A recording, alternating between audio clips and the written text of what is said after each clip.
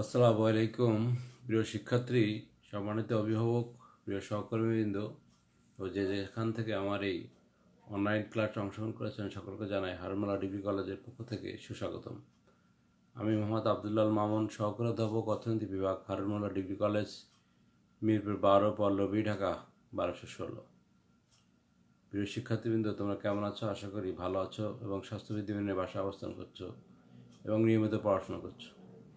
বিশেষ করে 2020 সালে এইচএসসি পরীক্ষাদের দৃষ্টি আকর্ষণ করছি, তোমরা নিয়মিত পড়াশোনা করো, কারণ তোমাদের পরীক্ষা সন্নিকটে। আর যারা এবছর এসএসসি পাশ করেছো এবং 2020 সালের এইচএসসি প্রথম বর্ষে ভর্তি হবে, তাদেরকে হারমালা ডিগ্রি কলেজের স্বাগত জানাচ্ছি। যারা এখনও আবেদন করো নাই বা দ্বিতীয় পর্বে আবেদন করার সুযোগ আছে 31 থেকে 2 তারিখ পর্যন্ত। আশা করি তোমরা হারমালা ডিগ্রি কলেজকে পছন্দের তালিকায় রাখবে। চলে যায় শিক্ষার্থী বন্ধুরা, আজকে আমি ক্লাসটা শুরু করি। আজকে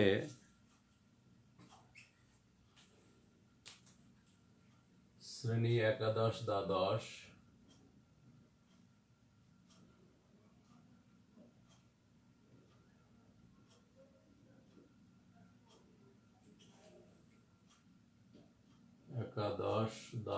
শ্রেণীর অর্থনীতি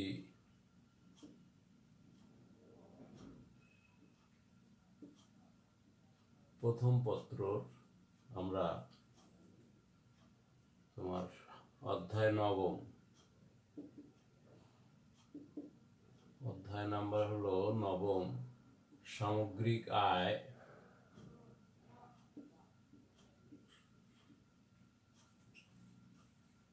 ও ব্যয়, এই বিষয় নিয়ে অলরেডি আগে আমরা সামগ্রিক আয় সম্পর্কিত আলোচনা করেছি। আজকে আমরা সামগ্রিক ব্যয় নিয়ে আলোচনা করব। শিক্ষার্থী বন্ধুরা, আজকে আমাদের বিষয় হলো সামগ্রিক ব্যয়। এর আগের ক্লাসে আমরা আলোচনা করেছিলাম যে সামগ্রিক আয় নিয়ে। আজকে আমরা আলোচনা করব এগ্রিগেট এক্সপেন্ডিচার বা সামগ্রিক ব্যয়। তাহলে সামগ্রিক ব্যয় বলতে কি বুঝি? একটি নির্দিষ্ট সময় একটি দেশে সাধারণত একটি আর্থিক বছরে অসংখ্য দ্রব্য সামগ্রী সেবাকর্ম উৎপাদিত হয়। এগুলোর জন্য ভোক্তা সাধারণত বিনিয়োগকারী ও সরকার ব্যয় করে। এই ব্যয়ের সমষ্টিকে বলা হয়। তাহলে ভোক্তা এবং বিনিয়োগকারী ও সরকার ব্যয় করে। তাহলে কীভাবে ব্যয় হয় দেখো। এগুলোর জন্য যে ভোক্তা সাধারণ, বিনিয়োগকারী এবং সরকার ব্যয় করে, এই ব্যয়ের সমষ্টিকে বলা হয় সামগ্রিক ব্যয়। তাহলে ব্যয়টা কারা কারা করে? ভোক্তা সাধারণ, বিনিয়োগকারী এবং সরকার যেটা ব্যয় করে, এদের সমষ্টিকে বলা হয় কি? সামগ্রিক ব্যয়। তাহলে সামগ্রিক ব্যয়ের এগ্রিগেট এক্সপেন্ডিচার সংখ্যাটা আমরা খেয়াল রাখবো যে একটি নির্দিষ্ট সময় একটি দেশে অসংখ্য দ্রব্য সামগ্রী সেবাগুলো উৎপাদিত হয়। এক্ষেত্রে কি করে? ভোক্তা সাধারণ ব্যয় করে, বিনিয়োগকারী এবং সরকার ব্যয় করে, এই তিনটা সমষ্টিকে বলা হয় সামগ্রিক ব্যয়। তাহলে সামগ্রিক ব্যয়কে আমরা তিনটে খাতে বিভক্ত করি।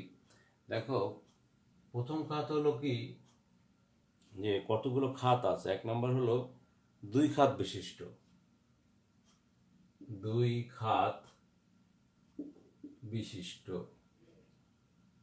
তাহলে দুই খাত বিশিষ্টর ক্ষেত্রে ওয়াই সমান সমান সি প্লাস আই।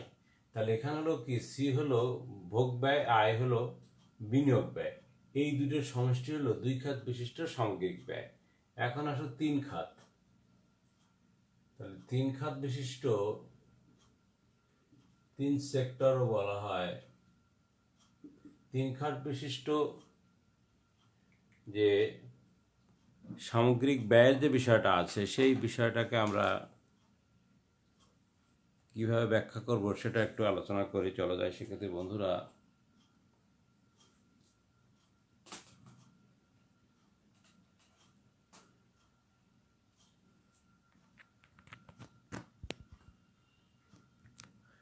তাহলে তিন খাত বিশিষ্ট সামগ্রিক ব্যয়ের সূত্রটা হবে ওয়াই সমান সমান সি প্লাস আই প্লাস জি। তার মানে ভোগ ব্যয়, বিনিয়োগ ব্যয় এবং সরকারি ব্যয়। আর তিন নম্বর হলো চার খাত বিশিষ্ট। চার খাত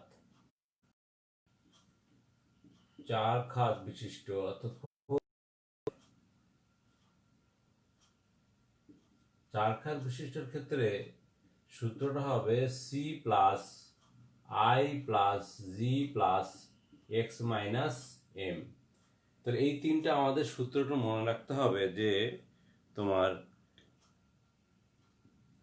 সামগ্রিক ব্যয় তিন খাত বিশিষ্ট হয়। একটা দুই খাতে আসবে ভোগ ব্যয় এবং বিনিয়োগ ব্যয়, তিন খাতে আসবে ভোগ ব্যয়, বিনিয়োগ ব্যয় এবং সরকারি ব্যয়। সিতে হলো কনজামশন, আইতে হলো ইনভেস্টমেন্ট। এখানে সিতে কনজামশন, আইতে ইনভেস্টমেন্ট, আর জিতে হলো গভর্নমেন্ট এক্সপেন্ডিচার, সরকারি ব্যয়।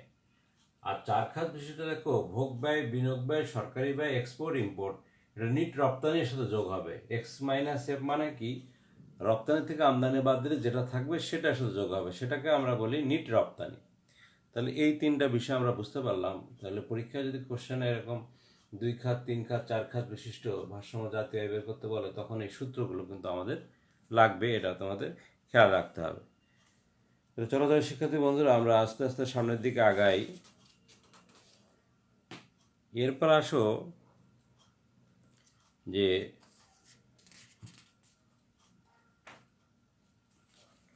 তোমার ভোগ ব্যয়।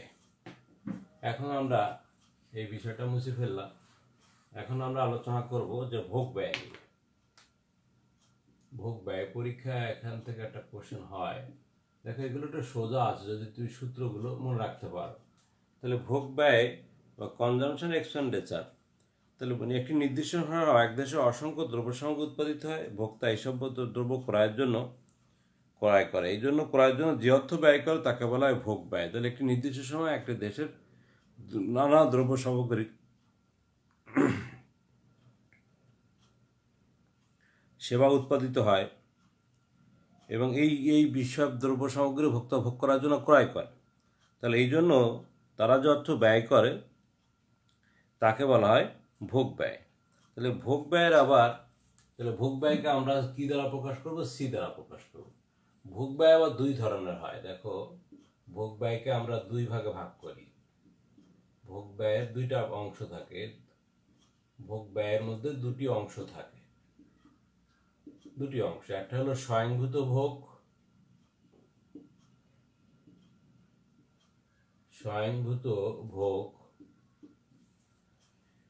খেয়াল করো, স্বয়ংভূত ভোগ ব্যয় অর্থাৎ, আরেকটা হলো প্ররোচিত, প্ররোচিত ভোগ ব্যয়।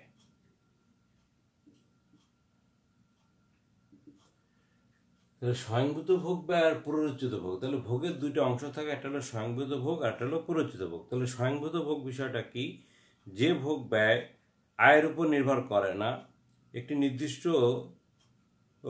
ভোগ ব্যয়কে বলা হয় স্বয়ংভূত ভোগ। অর্থাৎ কি, তোমার আয় হোক আর না হোক, তুমি বেঁচে থাকার জন্য যে ভোগটা করবা সেটা হচ্ছে স্বয়ংভূত ভোগ। তাহলে স্বয়ংভূত ভোগ হয়, এটাকে বলা হয়, তোমাকে ইংলিশে এটাকে আমরা বলি যে অটোনমাস কনজামশন। এই জন্য এর সিম্বলিক শব্দ হলো সি লিখে নিচে ছোট, এই যে অটোনমাস কনজামশন। আর প্ররোচিত ভোগ ব্যয়টা হলো যে ভোগ ব্যয়টা আয়ের উপর নির্ভর করে, আয় বাড়লে ভোগ বাড়বে, আয় কমলে ভোগ কমবে, সেটা হলো প্ররোচিত এক্সপেন্ডেড, প্ররোচিত ভোগ ব্যয়। এটাকে বলা হয় ইন্ডিউস কনজামশন। তাহলে এটাকে আমরা সি আই দ্বারা প্রকাশ করব। তাহলে ভোগ ব্যয়ের দুইটা অংশ থাকে, একটা হলো স্বয়ংভূত ভোগ ব্যয় আর একটা হলো প্ররোচিত ভোগ ব্যয়। এই বিষয়টা আমরা মাথায় রাখবো যে, যেমন আমরা যদি একটা সূত্র লিখি ওয়াই সমান দেখো 50 প্লাস 0.5 ওয়াই, খেয়াল করো এই 50টা কিন্তু এটা কোনো চেঞ্জ হবে না, এটা হচ্ছে স্বয়ংভূত, এটা হচ্ছে প্ররোচিত। এটা ওয়াই মানে ইনকাম, দেখো আয় বাড়লে এটা চেঞ্জ হয়ে যাবে। তাহলে সি সমান সমান আমরা লিখে এরকম 50 প্লাস 0.5 হয়। তাহলে সি হলো ভোগ ব্যয়, এই দুটো অংশ থাকে, এটা হলো স্বয়ংভূত ভোগ, এটা হলো প্ররোচিত ভোগ। এই দুটো স্বয়ংভূত এবং প্ররোচিত দুটো যোগ করলে হয় হচ্ছে কত, এটা হলো সামগ্রিক ভোগ ব্যয় হার। ঠিক আছে শিক্ষার্থী বন্ধুরা, তাহলে আমরা বুঝতে পারলাম। তাহলে একটা ভোগ অপেক্ষক দিলে তোমরা বুঝতে বলে দিতে পারবা যে কোনটুক স্বয়ংভূত আর কোনটুক প্ররোচিত। অর্থাৎ যার সাথে ওয়াই থাকবে সেটাই হচ্ছে প্ররোচিত ভোগ ব্যয়, আর যেটা শুধু সংখ্যা থাকবে সেটা হলো স্বয়ংভূত ভোগ। এখন আমরা এদের রেখাগত আকৃতি দেখি যে স্বয়ংভূত রেখার আকৃতিটা কিরকম হয়। দেখো স্বয়ংভূত যেটা আয়ের উপর নির্ভর করে না, তার রেখাগত আকৃতি হবে এরকম। দেখো এটার কোনো পরিবর্তন হয় না, এই জন্য এটাকে বলা হয় সিএ। এই পাশে ভোগ, এই পাশে আমরা ইনকাম। তাহলে এটাকে বলা হচ্ছে স্বয়ংভূত ভোগের চিত্র। অনেক সময় এমসিকিউ এর মধ্যে তোমার দিয়ে দিতে পারে যে এটা কোনটি স্বয়ংভূত ভোগ ব্যয়ের চিত্র, সেটাকে তুমি উল্লেখ করো। তাহলে এটা যদি তুমি না জানো তাহলে তুমি অ্যান্সার করতে পারবে না। 2 নম্বর আসো প্ররোচিত। তাহলে প্ররোচিত বিষয়টা হলো কি, যেটা তোমার আয়ের উপর নির্ভর করে। যে প্ররোচিত বিষয়টা হলো আয়ের উপর নির্ভর করে। এখানে দেখো আমরা 45 ডিগ্রি একটা রেখা অঙ্কন করি। এই 45 ডিগ্রি রেখার নিচে থাকে হচ্ছে প্ররোচিত ভোগ অর্থাৎ সিআই। তাহলে এখানে ইনকাম, এটা হচ্ছে সি। তাহলে এখন এখানে বিষয়টা খেয়াল করো যে 45 ডিগ্রি রেখা হলো এমন একটি রেখা যার উপরস্থ যে কোনো বিন্দুতে আয় ও ভোগ ব্যয়ের সমতা নির্দেশ করে।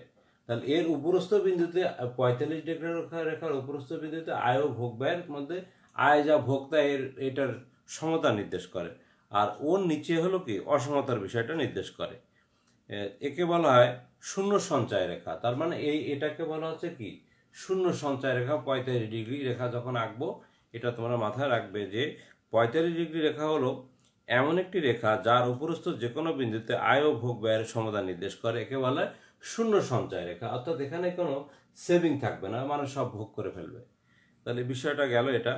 এখন আমরা আসি, তাহলে এই স্বয়ংভূত এবং প্ররোচিত ভোগ ব্যয় দুটো যোগ করলে যে মোট ভোগ ব্যয় পাওয়া যাবে, টোটাল মোট ভোগ ব্যয়। দেখো এখন আমরা আসবো কি, যে স্বয়ংভূত এবং প্ররোচিত দুটো যোগ করলে হচ্ছে আমাদের পাওয়া যাবে মোট ভোগ ব্যয়। তাহলে এখন আমরা মোট ভোগ ব্যয়ের বিষয়টা দেখব। তার চিত্র কিরকম হবে খেয়াল করো। মোট ভোগ ব্যয়। তাহলে মোট ভোগ ব্যয়ের বিষয়টাকে আমরা এভাবে উপস্থাপন করতে পারি। দেখো শিক্ষার্থী বন্ধুরা, যে আমরা মোট ভোগ ব্যয়ের বিষয়টাকে কিভাবে দেখাচ্ছি খেয়াল করো। তাহলে এইটাকে আমরা মনে করো যে ওই যে 45 ডিগ্রি রেখাটা আগে এঁকে নিতে হবে। তাহলে এটাকে আমি ধরে নিলাম এটা হচ্ছে 45 ডিগ্রি আমাদের রেখা। এই পাশে আমরা দেখাচ্ছি ভোগ, এ পাশে হলো ইনকাম। আর আমি প্রথমে আমরা এখান থেকে, এটা হলো কোন রেখা, এটা হচ্ছে তোমার স্বয়ংভূত ভোগ অর্থাৎ সিএ, অটোনোমাস কনজাম্পশন বলা হচ্ছে। তারপরে আমরা কি করব, এর নিচ দিয়ে আমরা বলছিলাম যে প্ররোচিত ভোগটা যাবে অর্থাৎ সিআই, এই রেখাটা এঁকে নেব। তারপরে তুমি কি করবা, যে এখান থেকে একটা রেখা এঁকে দিবা। এটাই হচ্ছে তোমার সামগ্রিক ভোগ ব্যয়, অর্থাৎ সি সমান সমান সিএ প্লাস সিআই, অর্থাৎ এটা হচ্ছে স্বয়ংভূত ভোগ প্লাস প্ররোচিত ভোগ, এই দুটো যোগ করলে হয় ভোগ বা মোট ভোগ ব্যয় রেখা। তাহলে মোট ভোগ ব্যয়ের মধ্যে দুইটা অংশ যোগ, মোট ভোগ ব্যয়ের মধ্যে কি কি থাকে, স্বয়ংভূত ভোগ যোগ প্ররোচিত ভোগ, এটাই হচ্ছে আমাদের ভোগ রেখা বা মোট ভোগ ব্যয় রেখা। ক্লিয়ার? একটু ভালোভাবে বুঝতে হবে। এখন আমরা দেখো একটা সূচির আলোকে বিষয়টা বোঝার চেষ্টা করব। সূচির মাধ্যমে দেখো একটা তোমার যদি পরীক্ষায় এরকম বিষয় দেয়া থাকলো যে সিএ অর্থাৎ কি, এটা হচ্ছে কি স্বয়ংভূত ভোগ 100 এবং সিআই প্ররোচিত ভোগ দেয়া আছে তোমার 0.5y, এটা আয়ের উপর নির্ভর করে। তাহলে মোট ভোগ ব্যয় সমান সমান কি সিএ প্লাস সিআই অর্থাৎ 100 প্লাস 0.5y। সাধারণত পরীক্ষায় আমাদের এরকম কোশ্চেন দেয়া থাকে। তাহলে আমরা এটাকে দিয়ে আমরা দেখো একটা টেবিল তৈরি করব, তার আলোকে একটা চিত্র অঙ্কন করব। তাহলে এক্ষেত্রে দেখো আমরা একটা সূচি তৈরি করে নিই। এই আলোকে একটা সূচি তৈরি করা।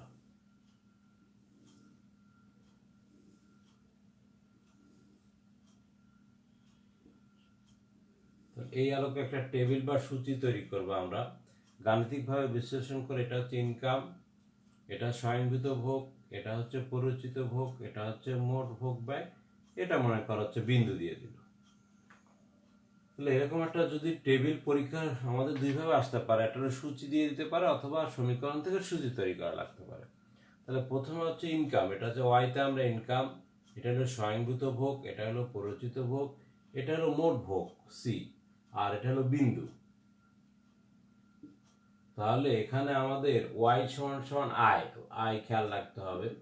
আর সি এ মানে হলো স্বয়ংভূত ভোগ, আমি আর লিখলাম না, তোমাদের স্বয়ংভূত ভোগ এটা মাথায় রাখতে হবে। এবং সি আই হলো প্ররোচিত ভোগ। ক্লিয়ার শিক্ষার্থীরা? শিক্ষা। আর সি হলো তোমার মোট ভোগ ব্যয়, টোটাল কনজাম্পশন এক্সপেন্ডিচার, মোট ভোগ ব্যয়, এই বিষয়টা আমাদের মাথায় রাখবো।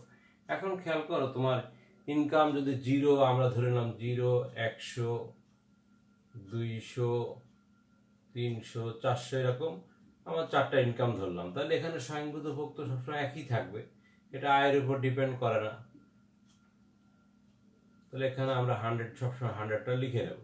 এখন দেখো সিআই, এই জিরোর সাথে যদি এখানে ওয়াই জায়গায় বসাও তাহলে এটা হবে 0, এর সাথে 100 গুণ করলে কত হবে, 0.5 এর সাথে এটা হবে 50, তারপরটা হবে 100, তারপরটা হবে 150, এরকম 50 করে করে বাড়বে, তারপরটা হবে 200। অর্থাৎ কি 400-র সাথে 0.5 গুণ করলে হবে 200। তাহলে দেখো 400 ইন্টু 0.5 গুণ করলে কিভাবে 200 হয়, আমরা 400-র সাথে 0.5 গুণ কর, পয়েন্টের জন্য 1 আর এটা 0, তাহলে এই দেখো 4-5 গুণ করলে কিন্তু হয় 200, 45, 200 হয়, এভাবে বের করতে হবে। এখন এই দুটো যোগ করলে কিন্তু আমাদের স্বয়ং মোট ভোগ ব্যয় পাওয়া যাবে। তাহলে এটা হলো 100, এটা হলো 150, এটা 200, 100 100 যোগ করলে 200, আর এটা 100 150 যোগ করলে হবে 250, আর এটা হবে কত, 300। তাহলে এই বিন্দুগুলো আমরা মনে করি এটা এ, এটা বি, এটা সি, এটা ডি, এটা হচ্ছে ই। তাহলে এভাবে আমরা একটা সমীকরণ থেকে একটা ভোগ সূচি তৈরি করতে পারবো। এখন এই বিষয়টাকে যদি আমরা চিত্রে উপস্থাপন করি তাহলে বিষয়টা আমাদের শিক্ষার্থী বন্ধুরা তোমরা ভালো করে খেয়াল করো যে কিভাবে একটা ভোগ সমীকরণ থেকে কিভাবে ভোগের সূচি তৈরি করা যায়। তাহলে আমরা স্বয়ংভূত ভোগটা কিন্তু অটোমেটিকলি প্রশ্ন দেওয়া আছে যা আছে সেটা লিখলাম। পরিচিত ভোগের ক্ষেত্রে এটা দেওয়া থাকবে, 0.5 এর সাথে 0 গুণ করলে হয় 0, তার সাথে 100 গুণ করলে হয় 50, তার সাথে 200 গুণ করলে 100, 300 গুণ করলে 150, 400 গুণ করলে 200।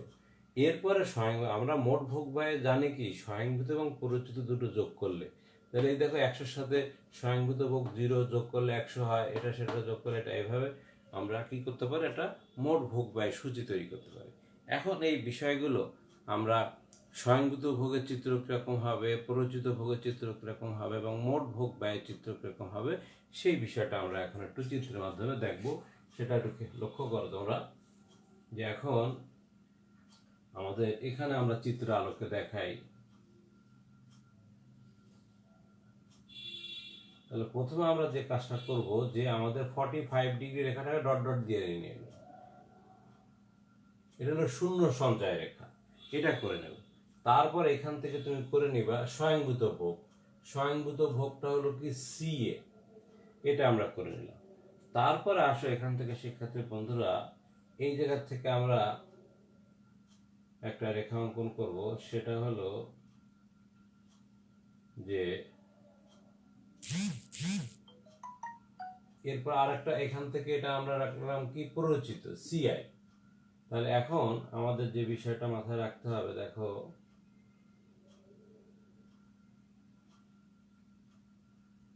এখান থেকে একটা রেখা নিবা, আর এই জায়গা থেকে আমরা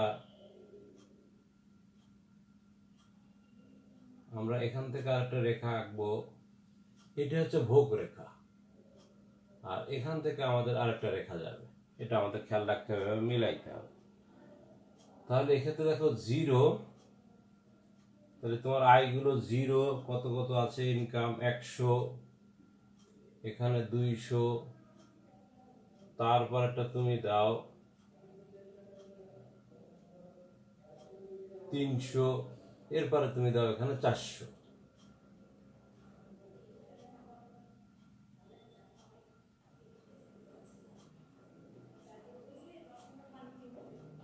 তাহলে এখান থেকে আমাদের এই একটা রেখা গেল, এই একটা বিষয় গেল, তারপর আমাদের এখানে আরেকটা বিষয় আসছে এটা, তারপর এই ভোগ রেখা দিয়ে আরেকটা রেখা আসবে। তাহলে এখানে 100, 200, 300 আর এটা দিবা 400। আর এইখানে আমাদের খেয়াল করো এই জায়গায় হচ্ছে কত 100, এটা 150, এটা হলো 200, তারপর হলো কত এটা হচ্ছে 250, এটা হচ্ছে 300, এটা হচ্ছে ভোগ রেখা। তাহলে শিক্ষার্থী বন্ধুরা আমরা যদি এখন বিন্দুগুলো দিয়ে দেই তাহলে বিন্দু মনে করো এটা A B C D E, বিন্দুগুলো যোগ করলে আমাদের ভোগ রেখা পাওয়া গেল সি সমান সমান সি এ প্লাস সিআই। তাহলে এভাবে প্রত্যেকটা বিষয় দেখো, এটাকে বলা হচ্ছে স্বয়ংভূত ভোগ রেখা, এটাকে বলা হয় প্ররোচিত ভোগ রেখা, আর এটাকে বলা হচ্ছে মোট ভোগ ব্যয় রেখা। তাহলে মোট ভোগ ব্যয় আমরা কিভাবে পাই, এই স্বয়ংভূত এবং প্ররোচিত দুটো যোগ করলে কিন্তু মোট ভোগ ব্যয়ের বিষয়টা আমাদের সামনে উপস্থাপিত হয়। তাহলে এই বিষয়টা আমরা খেয়াল করব যদি পরীক্ষায় এরকম ভোগ অপেক্ষক থেকে আমরা ভোগ সূচি তৈরি করবো, তার ভিত্তিতে ভোগ রেখা অঙ্কন করবো।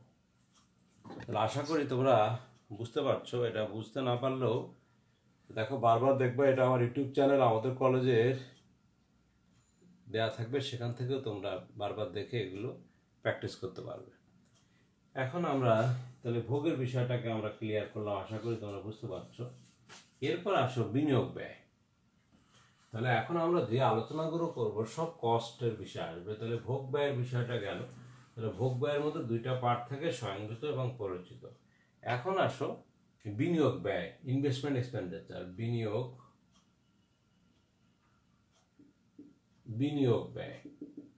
তাহলে বিনিয়োগ ব্যয় বলতে কি বোঝাচ্ছে দেখো, অর্থনীতি উৎপাদন বৃদ্ধির উদ্দেশ্যে পূর্ব থেকে বিদ্যমান মূলধনের সাথে নতুনভাবে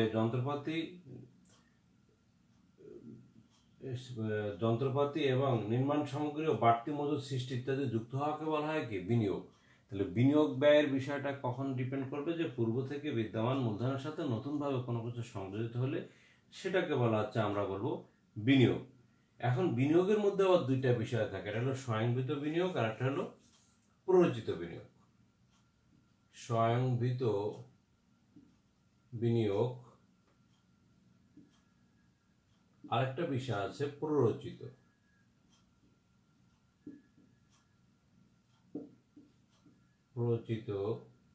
বিনিয়োগ।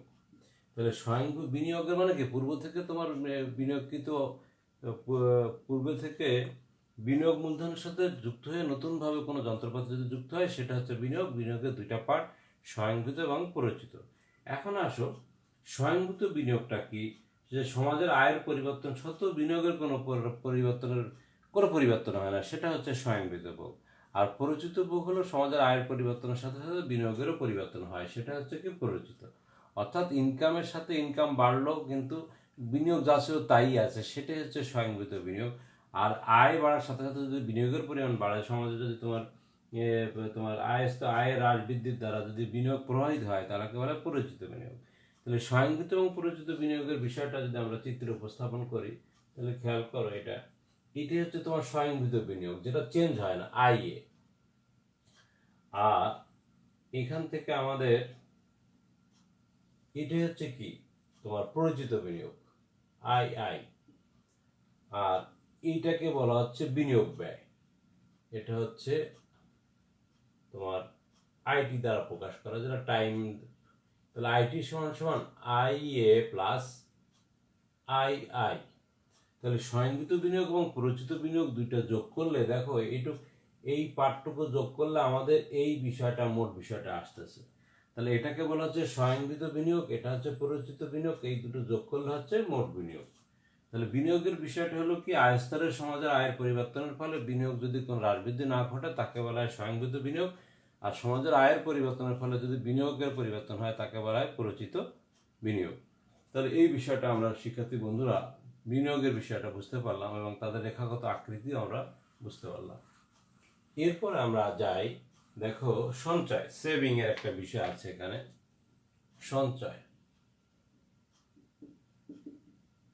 সঞ্চয় বলতে কি বুঝি, যে ভোগ ব্যয়, আয় থেকে ভোগ ব্যয় বাদ দিলে যেটা থাকে সেটাকে বলা হয় সঞ্চয়।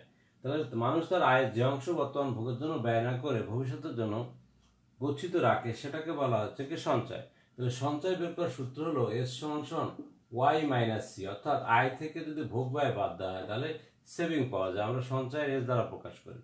তাহলে সঞ্চয় রেখাটার আকৃতি দেখো কিরকম হয়, এই বিষয়টা একটু খেয়াল রাখতে হবে। সঞ্চয় রেখার আকৃতি কিন্তু প্রাথমিক অবস্থায় মানুষের সঞ্চয় সবসময় ঋণাত্মক থাকে, এটা আমাদের খেয়াল রাখতে হবে। সঞ্চয় রেখা সবসময় জিরোর নিচে যাবে, কারণ কি তোমার প্রথম দিকে তোমার যারা স্টুডেন্ট আছে তারা কিন্তু সেভিং করতেছে না, তাদের তোমাকে ঘাটতি থেকে যাচ্ছে। তাহলে এটা হচ্ছে সঞ্চয় রেখা এস এস। একটা পর্যায়ে কি তোমার সমান হয় আয় বাড়ার সাথে সাথে, তারপরে আবারও যদি আয় বাড়ে তখন আস্তে আস্তে তাদের কি হয়, সেভিং বাড়তে থাকে। তারপরে যদি আরও আয় বাড়ে তাহলে কি হবে, তাদের সেভিংয়ের পরিমাণ বাড়তে থাকে। অর্থাৎ তোমার এটা ওয়াই নট, এটা ওয়াই ওয়ান, আর সেক্ষেত্রে সঞ্চয় এটা এস নট এবং এস ওয়ান। তাহলে খেয়াল করো শিক্ষার্থী বন্ধুরা যে প্রাথমিক অবস্থায় সঞ্চয় কিন্তু ঋণাত্মক থাকে, কারণ আয় তোমাকে ধার করে মানুষ চলে। এরপরে যখন এক পর্যায়ে ইনকাম বাড়ার সাথে সাথে তার সঞ্চয় জিরো হয়, এরপর আয় বাড়লে তার সেভিং বাড়তে থাকে, তারপর যত আয় বাড়বে তার সেভিং তত বাড়তে থাকবে। তাহলে এই বিন্দুগুলো যদি আমরা যোগ করি, এ বি সি বিন্দুগুলো যোগ করলে আমরা কি রেখা পাবো, এই রেখাটাকে বলা হয় সঞ্চয় রেখা। সঞ্চয় রেখা। তাহলে আশা করি তোমাদের পরীক্ষায় যদি সঞ্চয় রেখা অঙ্কন করতে বলে তাহলে তোমরা খেয়াল রাখবে, এভাবে সঞ্চয় রেখা অঙ্কন করতে পারবো। সেই বিষয়গুলো আমরা সামনে আরো দেখব। এখন আমরা আরেকটা বিষয় দেখি, দেখো সঞ্চয় ও বিনিয়োগের মধ্যে সম্পর্ক।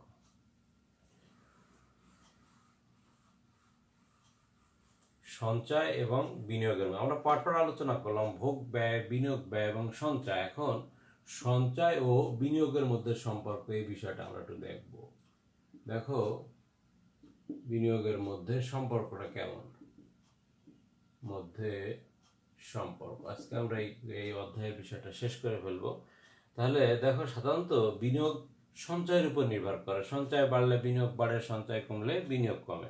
তাহলে সঞ্চয়ের সাথে বিনিয়োগের সাধারণত ধনাত্মক সম্পর্ক হয়। সঞ্চয় যত বাড়বে বিনিয়োগে, তাহলে সঞ্চয় মূলত বিনিয়োগ নির্ভর করে সঞ্চয়ের উপর।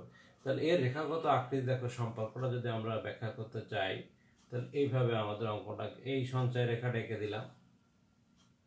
খেয়াল করে এটা হচ্ছে জিরো, আর সঞ্চয় তোমার নেগেটিভ থাকে, আমরা আগেই বলছি যে এইখানে আমরা খেয়াল করো, আর এটা কিন্তু বিনিয়োগ রেখা মনে করো, এটা আই, আর এটা হচ্ছে সেভিং রেখা। তাহলে সঞ্চয় বিনিয়োগের মধ্যে সম্পর্কের বিষয়টা একটু দেখি আমরা। দেখো এই একটা লেভেলে গেল, তারপরে সঞ্চয় বিনিয়োগ সমান হবে, এখানে আর একটা বিষয় গেল। তাহলে আমরা দেখতে পাচ্ছি কি ওয়াই অন আই এ, এটা ওয়াই নট, এটা হচ্ছে ওয়াই টু। তাহলে এখানে মনে করো এটা হচ্ছে এল ওয়ান, আমরা এটাকে দেই এল টু নাম দিলাম, এটাকে দিলাম ই, এটাকে দাও পি ওয়ান, এটাকে দাও পি টু। আর এ পাশে আমরা কি দেখাচ্ছি, সঞ্চয় এবং বিনিয়োগ, আর এ পাশে দেখাচ্ছি ইনকাম। এখন খেয়াল করো যে একটা পর্যায়ে এই আয় সঞ্চয় বিনিয়োগ যেখানে সমান হবে সেখানে ভারসাম্য জাতীয় আয় নির্ধারিত হবে। দেখো যেখানে সঞ্চয় বিনিয়োগ, এই বিন্দুতে সঞ্চয় বিনিয়োগ সমান হলো, কিন্তু এই বিন্দুর এই পাশে যখন আয় এটা কম ছিল তখন তার কি হতো, দেখো বিনিয়োগ বেশি ছিল এবং সঞ্চয় কম ছিল। তাহলে এক্ষেত্রে আবার যখন আয় বেড়ে গেল তাহলে কি হলো, এখানে বিনিয়োগ কম কিন্তু সঞ্চয়ের পরিমাণ বেশি। তাহলে এই জায়গায় হচ্ছে আই লেস দ্যান এস, এই বিষয়টা মাথায় রাখো। আই লেস দ্যান এস মানে কি, এখানে বিনিয়োগ কম কিন্তু সঞ্চয় বেশি। তাহলে একমাত্র এইটাই হচ্ছে বেশ, যেখানে বিনিয়োগ সঞ্চয় সমান হবে সেই জায়গায় ভারসাম্য জাতীয় আয় নির্ধারিত হবে। এটাই হচ্ছে সঞ্চয় এবং বিনিয়োগের মধ্যে সম্পর্ক। তাহলে এর থেকে যদি আয় কম হয় তাহলে বিনিয়োগ বেশি থাকবে, সঞ্চয় কম থাকবে, এটা ভালো না। যদি এর উপর আয়ও বেশি হয় তাহলে এখানে বিনিয়োগ কম থাকবে, সঞ্চয় বেশি থাকবে, এটাও ঠিক না। যেখানে সঞ্চয় বিনিয়োগ সমান হবে সেখানে ভারসাম্য জাতীয় আয় নির্ধারিত হবে।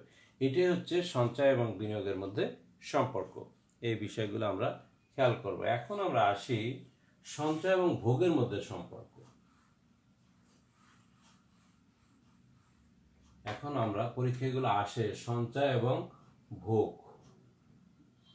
ভোগের মধ্যে সম্পর্কটা কিরকম দেখো। তাহলে আমাদের একটা ভোগ রেখা আঁকি 50+0.5y। তাহলে এটা হচ্ছে একটা ভোগ রেখা, এটা স্বয়ংভূত ভোগ, এটা হলো পরিচিত ভোগ। এক্ষেত্রে দেখো এখানে আমরা সঞ্চয়ের পরিমাণ বের করি, তাহলে সঞ্চয় হলো ওয়াই মাইনাস সি। তাহলে ওয়াই হলো ওয়াই মাইনাস সি এর মানটা বসাও, তাহলে 50 প্লাস 0.5y, তারপর আমরা কি করব, ব্র্যাকেটটা উঠে গেলে মাইনাস মাইনাস 0.5y, তাহলে এর সমান দেখো একটা থেকে 0.5 গেলে কি থাকে, একটা ওয়াই থাকে। তাহলে তাহলে মাইনাস এখানে তাহলে 0.5y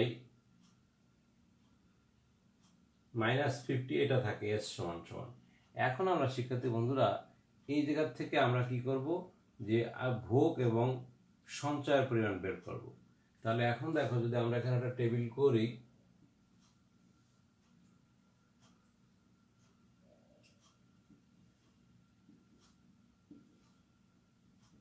তাহলে এখানে প্রথম দেখো এটা ইনকাম দাও আয়, এটা ভোগ, এটা তার বিন্দু, তারপর সঞ্চয়, তারপর তার বিন্দু। তাহলে এটা হচ্ছে তোমার আয়, এটা হলো ভোগ, এটা হচ্ছে বিন্দুগুলো, বিন্দুটা না দিলেও চলে, এটা হলো এস, এবং এস এর সঞ্চয়ের বিন্দুগুলো কোথায় গেল। তাহলে ইনকামগুলো আমরা 0 100 ধরি, 0 এটা 100, এটা হলো 200। তাহলে ভোগ কত হচ্ছে এখানে খেয়াল করো, তাহলে প্রথমে তুমি এখানে 0 এখানে বসালে 0 হয় 50 হয়, তাহলে এখানে ভোগগুলো আমরা বের করে 50, এভাবে মানগুলো বসালে এখানে হবে 100, এখানে হবে 150। তাহলে এখানে যথারীতি বিন্দুগুলো এ বি সি বিন্দুগুলো আমরা দিয়ে দেবো। এরপরে সেভিং বের করবো, এখানে 0 বসালে 0 থেকে বিয়োগ করলে -50 আসে, খেয়াল করো। তারপরে ইনকাম যদি 100 টাকা হয় তাহলে কি হচ্ছে, এখানে এখানেও 0 0 আসতেছে। তারপরে যদি আয় 200 টাকা হলে তাহলে তোমার সেভিং হচ্ছে 50 টাকা। তাহলে সাধারণত সঞ্চয়ের প্যাটার্নটা খেয়াল করো। প্রাথমিক অবস্থায় ছাত্র জীবনে দেখো তুমি এখন বড় লোকের কাছে টাকা, তোমার আব্বা টাকা দিচ্ছে, তার মানে তোমার লোন করতেছে, এক পর্যায়ে তুমি চাকরি বাকরি করে তোমার সঞ্চয় আয় এবং দুটোই সমান হবে, এরপরে তোমার সেভিংয়ে যেতে পারবে। তাহলে এই বিন্দুগুলো আমরা নাম দেবো ই এফ জি।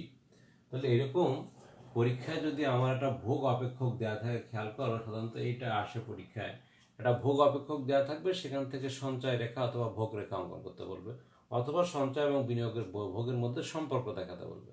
তাহলে সম্পর্ক দেখাতে গেলে দেখো আয় যত বাড়তেছে ভোগ বাড়তেছে, কিন্তু আয় বৃদ্ধির সাথে সাথে সঞ্চয় বাড়তেছে, কিন্তু তুলনামূলক আয় ভোগের থেকে সঞ্চয়ের পরিমাণ কম, কারণ মানুষ বেশি ভোগ করে একটা অংশ সে সঞ্চয় করে, এই জন্য ভোগ বেশি থাকে সঞ্চয়ের পরিমাণ কম থাকে। তাহলে এখন আমরা এই সূচির আলোকে সঞ্চয় এবং বিনিয়োগের বিষয়টি একটি চিত্রের মাধ্যমে উপস্থাপন করার চেষ্টা করব। বিষয়টা আমরা দেখি যে কিভাবে করা যায়। বারবার বলছি যে সঞ্চয় যখন করবা তখন তোমার এই প্যাটার্নটা আমরা করে নেব, নিয়ে এখান থেকে সঞ্চয় রেখাটা আগে কেন, ঠিক আছে। তারপরে খেয়াল করো শিক্ষার্থী বন্ধুরা, আমরা এখান থেকে একটা রেখা এঁকে নিলাম।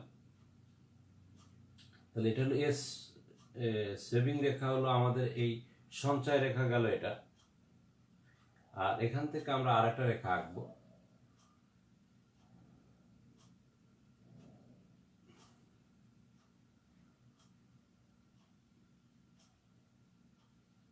তাহলে এটা দেখো এটা 0, আর এখানে কিন্তু 50, আর এই জায়গায় আসতেছে তোমার এই হলো 100। তাহলে এই পাশে আমরা কি দেখাচ্ছি, ভোগ এবং সঞ্চয়। তাহলে 0 0 50 100। তাহলে এখানে এটা আমাদের কত হবে, এখানে হবে 100, এটা 0 ইনকাম, তারপরে এটা 100, তারপর আঁকবো আমরা 200। দেখো 200-র বিষয়টা আমাদের খেয়াল রাখতে হবে, যে এখান থেকে আমাদের এই হলো তোমার 200, আর এখান থেকে আঁকবা এটা হচ্ছে কত, 150 100 150। তাহলে আমাদের এটার নাম বিন্দুগুলো দেবো এ বি সি, এটা হলো তোমার ভোগ রেখা, তাহলে ভোগ রেখা হলো 50 প্লাস 0.5y, আর এটা হলো সঞ্চয় রেখা এস সমান সমান মাইনাস এই 0.5y মাইনাস 50, এভাবেও লেখা যায়, ঠিক আছে। আর এই বিষয়টা এখন দরকার নেই, এটা এমনি জাস্ট ডট ডট করে দিলেই হয়ে গেল। তাহলে এভাবে সঞ্চয় এবং বিনিয়োগ, দেখো ভোগ বেশি থাকে সঞ্চয় কম থাকে, সাধারণত নিয়ম হলো এটা, এই জন্য ভোগ রেখাটা উপরে থাকবে, সঞ্চয় রেখাটা নিচে থাকবে। তাহলে এই বিন্দুগুলো যদি আমরা নাম দেই, তাহলে এটা হলো কি ই এফ জি, এটা হলো ই, এটা হলো এফ, এটা হলো জি। আমরা এই যে ই এফ জি বিন্দুগুলো যোগ করলে সঞ্চয় রেখা পাবো, এ বি সি রেখাগুলো যোগ করলে আমরা ভোগ রেখা পাবো। এভাবে আমরা এই ভূমি অক্ষে আমরা কি দেখাচ্ছি, আয়, আর এটা হচ্ছে ভোগ ও সঞ্চয়, ভোগ ব্যয় ও সঞ্চয় বিষয়টা আমরা উপস্থাপন করছি। তাহলে ভোগ ব্যয় এবং সঞ্চয়ের মধ্যে কি সম্পর্ক সেই বিষয়টা আমরা দেখালাম। দেখো, আয় বাড়লে ভোগ বাড়ে, কিন্তু আয় যে অনুপাতে বাড়ে ভোগ ব্যয় তার থেকে কম অনুপাতে বাড়ে, কারণ ভোগ একটা মানুষ একটা অংশ কি করে, সে সঞ্চয় করে। তারপরেও আয় বাড়লে ভোগ বাড়ে, কিন্তু তুলনামূলকভাবে সঞ্চয় কম হয়। এই জন্য ভোগ রেখা উপরে থাকে, সঞ্চয় রেখা ভোগ রেখার নিচে থাকে। এটাই হলো সঞ্চয় এবং ভোগের মধ্যে একটা সম্পর্ক। এই বিষয়টা আমাদের মাথায় রাখতে হবে, পরীক্ষায় এগুলো আসে আমাদের। এখন আমরা আসি ভারসাম্য জাতীয় আয় নির্ধারণ।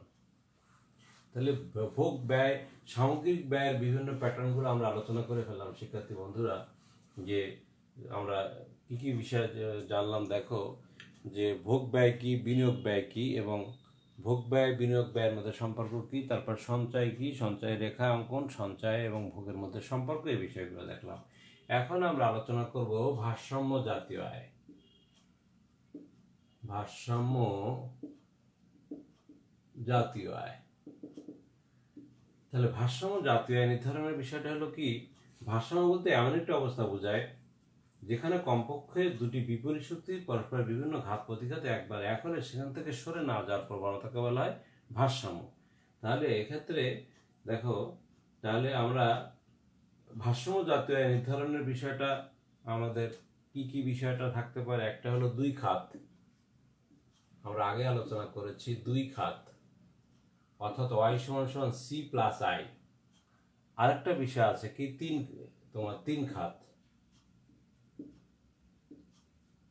ওয়াই সমান সমান C plus I plus G. আরেকটা বিষয় আছে চার খাত, তাহলে ওয়াই সমান সমান C plus I plus G plus X minus M. প্রশ্নে খেয়াল রাখতে হবে যে আমাদের কোন প্যাটার্ন দেয়া আছে। তাহলে প্রশ্ন যদি দেয়া থাকে ওয়াই ইজিক্যাল টু সি এর মান এবং আয়ের মান দেয়া থাকে, তাহলে তোমাকে বুঝতে হবে দুই খাত বিশিষ্ট ভারসাম্য জাতীয় আয় বের করতে বলছে। প্রশ্ন যদি ভোগ ব্যয়, বিনিয়োগ ব্যয় এবং সরকারি দেয়া থাকে, তাহলে তিন খাত বিশিষ্ট ভারসাম্য জাতীয় আয় নির্ধারণ করবা। আর যদি ভোগ ব্যয়, বিনিয়োগ ব্যয়, সরকারি ব্যয়, আমদানি রপ্তানি বিষয়টা দেয়া থাকবে, তাহলে চার খাত বিশিষ্ট ভারসাম্য জাতীয় আয় নির্ধারণ করব। তাহলে এখন আমরা ধাপে ধাপে এই প্যাটার্নগুলো দেখি একটু, চলো। তাহলে ভারসাম্য জাতীয় আয়ের মধ্যে কোশ্চেনে 1 নম্বর দেখো, যদি তোমার দেয়া থাকে যে প্রশ্নে দেয়া আছে সি সমান সমান 100 প্লাস 0.5 ওয়াই এবং আই সমান সমান দেয়া আছে দেখো 100, বলছে ভারসাম্য জাতীয় আয় নির্ধারণ করো। তাহলে দেখো আমাদের Y is equal to C plus I, ওই সূত্রে অ্যাপ্লাই করলে কিন্তু হয়ে যাবে। তাহলে এখন ভারসাম্য জাতীয় আয়ের বিষয়টা কি আসতেছে দেখো, দুই সেক্টরের ভিতরে। তাহলে আমরা জানি কি, এভাবে লিখে নেব। তাহলে আমরা জানি ওয়াই সমান সমান সি প্লাস আই, তাহলে সি এর মান বসাও 100 প্লাস 0.5 ওয়াই, আই এর মান হলো 100, তো এটা যোগ করলে হবে 200 প্লাস 0.5 ওয়াই। ঠিক আছে শিক্ষার্থী বন্ধুরা, এরপরে আমরা কি করব দেখো, ওয়াই গুলো এক পাশে নিয়ে আসবো, Y minus 0.5 Y is equal to 200, তাহলে এর থেকে বিয়োগ করলে 0.5 ওয়াই ইজ ইকুয়াল টু 200, তাহলে ওয়াই সমান সমান কত, 200 ভাগ 0.5। তাহলে এটাকে আমরা পয়েন্টটা উঠায় ফেলি, তাহলে পয়েন্টের জন্য একটা সংখ্যা, তাহলে 5 দুগুণে 10, তাহলে দেখো 400 টাকা ভারসাম্য জাতীয় আয়। তাহলে ভারসাম্য কথার উপর একটা বার চিহ্ন দিতে হয়। তাহলে প্রশ্ন যদি এভাবে সি এবং আয়ের মান দেয়া থাকে, তাহলে তোমরা কি করবা, সূত্র ওয়াই সমান সমান সি প্লাস আই লিখে নিবা। এটা হচ্ছে সি, সি প্লাস আয়ের মান বসানোর পরে ওয়াই সমান ওয়াই গুলো এক পাশে নিয়ে এসে ওয়াই এর মান বের করবো। এটাই হলো ভারসাম্য জাতীয় আয়। তাহলে ভারসাম্য জাতীয় আয় দেখো 400 টাকা। তাহলে এই বিষয়টাকে আমরা, তাহলে ভারসাম্য জাতীয় আয় নির্ধারণের আমাদের এই বিষয়টাকে যদি আমরা চিত্রের মাধ্যমে দেখাই এভাবে ভারসাম্য জাতীয় আয়, তাহলে তোমরা এভাবে ভারসাম্য জাতীয় আয় নির্ধারণের বিষয়টা এভাবে এঁকে দিও।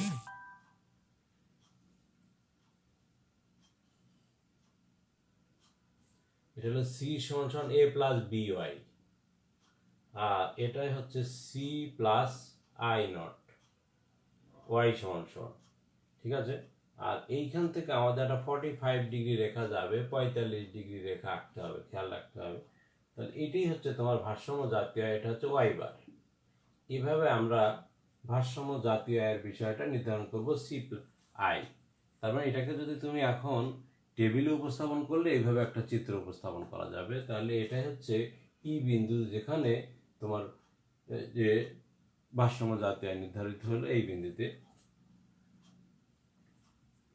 তাহলে ভারসাম্য আয় স্তর দেখো, এই জায়গায় আমাদের যদি প্রশ্নটা আমরা এখানে উপস্থাপন করি, তাহলে এখানে সেই 400 টাকা এই জায়গাটা আসবে। যে ভারসাম্য জাতীয় আয় কিভাবে আসলো, সি এবং আই যোগ করলে, দেখো সি আর আই দুটো যোগ করলে যে বিন্দু পাবো, সেই বিন্দুটা হলো ভারসাম্য বিন্দু, যার ইনকাম হলো 400 টাকা।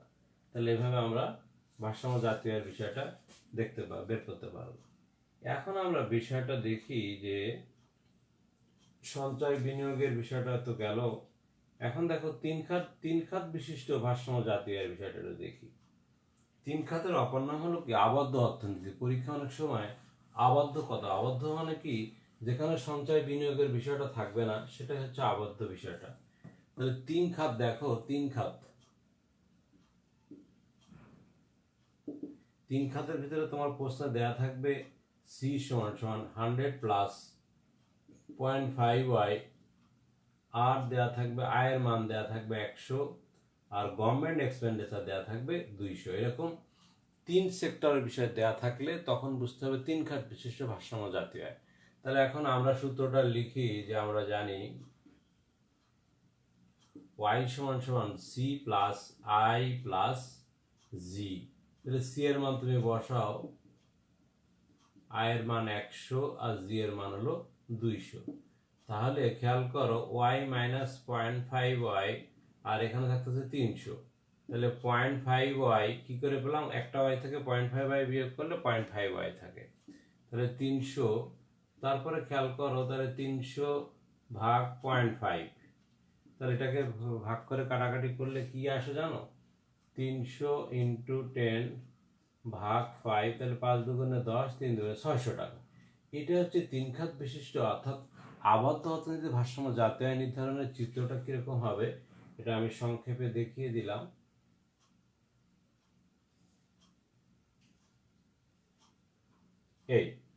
এটাই হচ্ছে তোমার I naught is equal to G naught, আর এটা হলো এস প্লাস টি নট। তাহলে এটা হচ্ছে ই বিন্দুতে ভারসাম্য জাতীয় আয় নির্ধারণ হলো, ভারসাম্য জাতীয় আয় হলো ওয়াই। এটাই হচ্ছে আবদ্ধ অর্থনীতিতে, অর্থাৎ যে অর্থনীতিতে আমদানি রপ্তানির বিষয়টা দেওয়া থাকবে না, সেক্ষেত্রে ভারসাম্য জাতীয় আয় নির্ধারণের এবং তার চিত্রগত রূপ হবে এরকম। আমরা এর পরবর্তীতে যখন ইয়ারলি কোশ্চেন আলোচনা করব, তখন তোমরা আরও বিষয়টা ক্লিয়ার হতে পারবে, যে পরীক্ষায় আমাদের যেভাবে কোশ্চেনগুলো আসে সেই বিষয়গুলো আমরা উপস্থাপন করতে পারবো। তাহলে সুপ্রিয় শিক্ষার্থী বন্ধুরা, যারা আজকে আমার এই লাইভ ক্লাসে অংশগ্রহণ করলে সকলকে ধন্যবাদ জানাই, এবং অন্যদেরকে ক্লাসটিকে শেয়ার করে দাও। এই ক্লাসটি ফেসবুকে এবং আমার ইউটিউব চ্যানেল আমাদের কলেজে থাকবে। আশা করি তোমরা যারা আমার চ্যানেলটিকে সাবস্ক্রাইব করো নাই, তোমরা চ্যানেলটি সাবস্ক্রাইব করলে সেখান থেকে এই ক্লাসগুলো দেখতে পারবে। এবং আবারও বাংলাদেশ উন্মুক্ত বিশ্ববিদ্যালয়ের সকল শিক্ষার্থীদের স্বাগত জানাই আমার ইউটিউব চ্যানেল বা আমাদের কলেজে। যারা এবার এসএসসি পাস করেছেন সেই সব শিক্ষার্থীদের হারুমুল্লাহ ডিগ্রি কলেজ পরিদর্শনের আহ্বান রাখছি, যে আমরা হারুমুল্লাহ ডিগ্রি কলেজের ক্যাম্পাস পরিদর্শন করুন এবং আমাদের কলেজে ভর্তি হন। আমাদের কলেজের মনোরম পরিবেশ এবং দক্ষ অধ্যক্ষ মহোদয়ের নেতৃত্বে কলেজটি সুন্দর সুষ্ঠুভাবে পরিচালিত হচ্ছে, এবং আমাদের অভিভাবক ঢাকা মহানগরের ঢাকা 16 আসনের সম্মানিত সংসদ সদস্য আলাস ইলিয়াস মদ্দুনী মোল্লার সুদক্ষ পরিচালনায় হারুমুল্লাহ কলেজটি উত্তরোত্তর সমৃদ্ধি লাভ করছে। এবং যারা 2020 সালে এসএসসি পাস করেছে সেসব শিক্ষার্থী বন্ধুদের দ্বিতীয় ধাপের আহ্বান রাখছি, এবং কলেজটিকে 1 নম্বর পছন্দের তালিকায় রাখবা, এবং কলেজটি হারুমুল্লাহ ডিগ্রি কলেজ পরিদর্শনে আহ্বান রাখছি। তাহলে আজকের এই ক্লাস যারা অংশগ্রহণ করলে তাদের সকলকে ধন্যবাদ জানিয়ে আমি মামুন স্যার অর্থনীতি ক্লাস থেকে বিদায় নিচ্ছি। তোমরা সবাই ভালো থেকো, সুস্থ থেকো, এবং স্বাস্থ্যবিধি মেনে বাসায় অবস্থান করে নিয়মিত পড়ালেখা করো, এই আশা ব্যক্ত করে আজকের মতো ক্লাস শেষ করলাম। আল্লাহ হাফেজ।